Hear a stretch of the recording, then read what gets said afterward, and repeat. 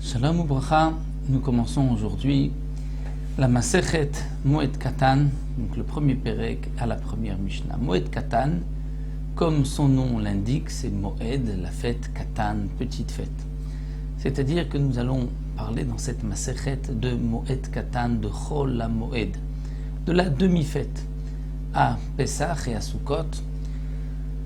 À Pesach, nous avons le premier jour de Pesach qui est un jour de fête et le 7e jour. Et au milieu, nous avons 5 jours de Chol HaMoed, de demi-fête.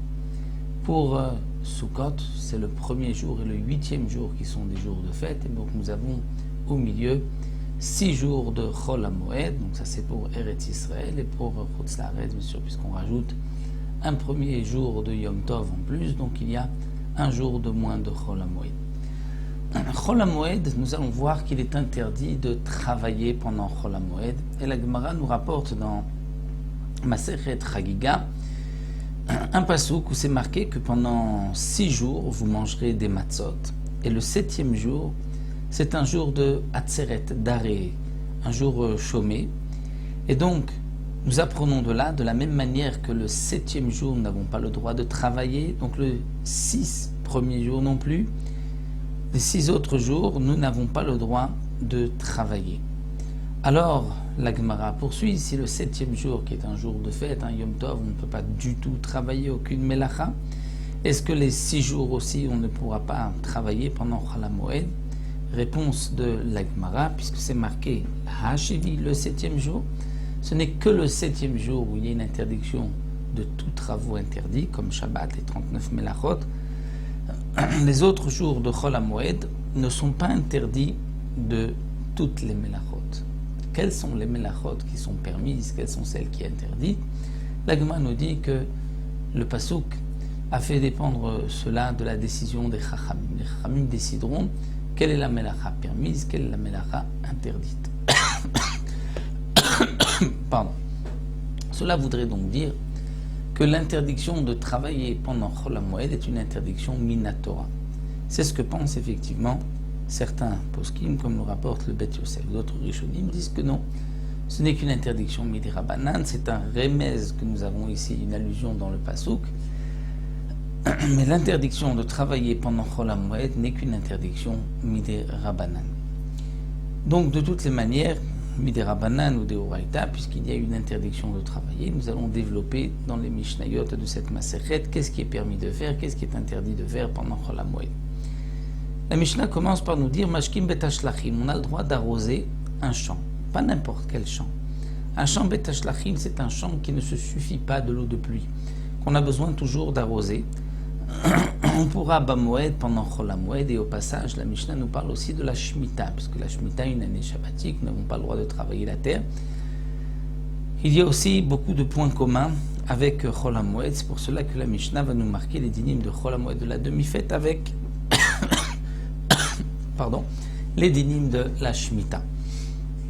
Donc là, Mishnah nous enseigne, on peut arroser un champ fatigué, un champ qui est assoiffé, qui ne se suffit pas de l'eau de pluie, Bamoed Chol HaMoed Bashvit et pendant la Shemitah. Aussi bien, Ben Mimayan Shiatsa Bitrila, d'une source qui vient de jaillir, qu'on vient de trouver, et donc, nous explique le Barthénora, on pourrait craindre que peut-être les bords de cette source vont tomber, qu'on va venir à les réparer pendant Chol HaMoed et qu'il y aura donc une tircha, une fatigue supplémentaire. Non, on ne craint pas que les parois vont s'écrouler.